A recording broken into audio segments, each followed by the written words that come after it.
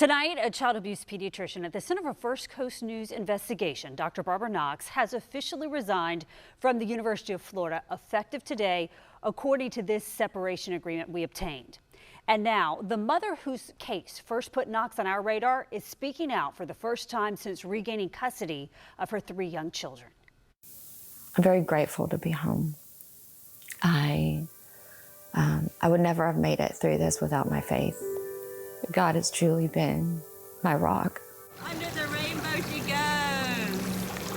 Woohoo! It's the simple moments like these that Diana Sullivan treasures the most now. Afternoons in the backyard with her 2-year-old twins and 5-year-old daughter. For 19 months, she only saw them under supervision after a 2023 emergency room visit for her baby daughter's swollen leg triggered a child abuse investigation. For our story, what I feel like stands out the most is our children are born through IVF. These children were very much wanted and prayed for. Doctors, including Barbara Knox, then head of the First Coast Child Protection Team, concluded her baby's fractures were from abuse. What role do you believe Dr. Knox played in you having your 3 children removed from your custody? A very large role. She was a driving force behind the accusations and making everything sound much more egregious than it was. From Wisconsin to Alaska to Florida. I will say without a shadow of a doubt, my child was not abused. Families have fought back disputing Dr. Knox's findings. And they can't just keep handing her a medical license without acknowledging what happened in the previous position. She took milestones from me that I will never get back. She took a breastfeeding mom away from her newborn babies. Sullivan says her daughter's injuries were caused by a medical condition that at the time was undiagnosed, while the Division of Family and Children's Services initially sought to terminate her parental rights.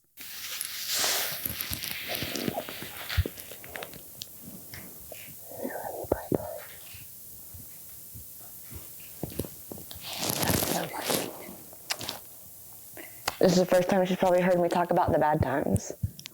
You glad to have your mama back with you all the time?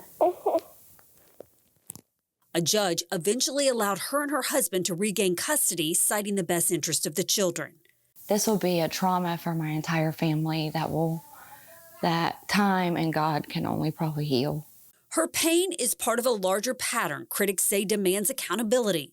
Dr. Knox's resignation comes 7 months after 9 members of the Child Protection Team called for her removal, citing a toxic work environment and concerns over her handling of abuse cases. Sullivan remembers exactly when she learned Knox had signed a separation agreement with the University of Florida. It was a mixture of happy tears at first. I was just a relief that other families aren't going to have to encounter that. And then the what ifs. What if she would have resigned before? Why did we have to encounter her?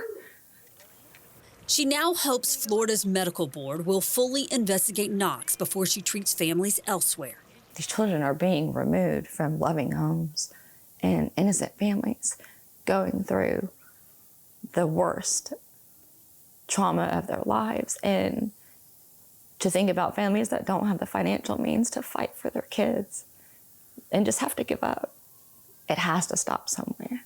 She refuses to step back, determined to hold the system accountable.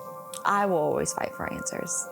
There is no way I will be able to know this world exists now and know that other families could be going through this.